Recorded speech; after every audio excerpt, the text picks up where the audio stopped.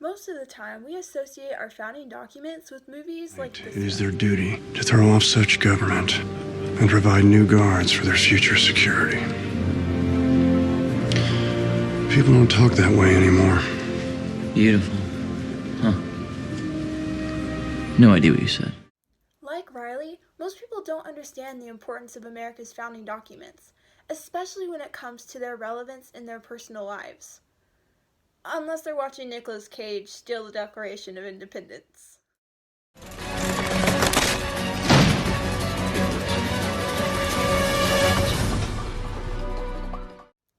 Politics is seen as the people in Washington doing whatever, and then the news media going crazy about it. But what if I told you that without the Constitution, life as you know it would be impossible? Let's back up and look at the history. The founders of the Constitution had just gone through a war with England after enduring religious persecution, heavy taxation, and invasion. So obviously they knew what tyranny looked like and wanted to avoid it at all costs. The Constitution was their solution. They set up the government in the Constitution with three branches: executive, legislative, and judicial. Each branch was to provide balance to the other, as we continue to see today with the Supreme Court overruling executive action and the executive branch vetoing legislation Congress tries to pass and Congress impeaching officials for indecent acts. In the Constitution, the officials in these branches are elected by the people, which gives the general populace a say in politics. This allows things like taxes and censorship to be kept at a minimum. Now, how does this affect daily life? Well, the balance of power keeps us from entering a 1984 scenario where we have one person ruling the public and watching everyone at all times.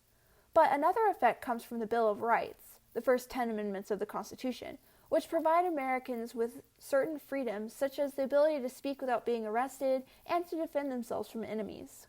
If the Constitution were removed, all the rights would go with it, meaning that instead of the free and relatively peaceful lives that we now live, we would be given oppressed and fearful existences.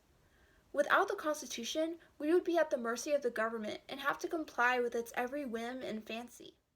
There has been talk of amending the Constitution, and although I don't think amendments are necessary because it already gives us the balance and structure we need, I recommend that would-be amenders be careful with their additions.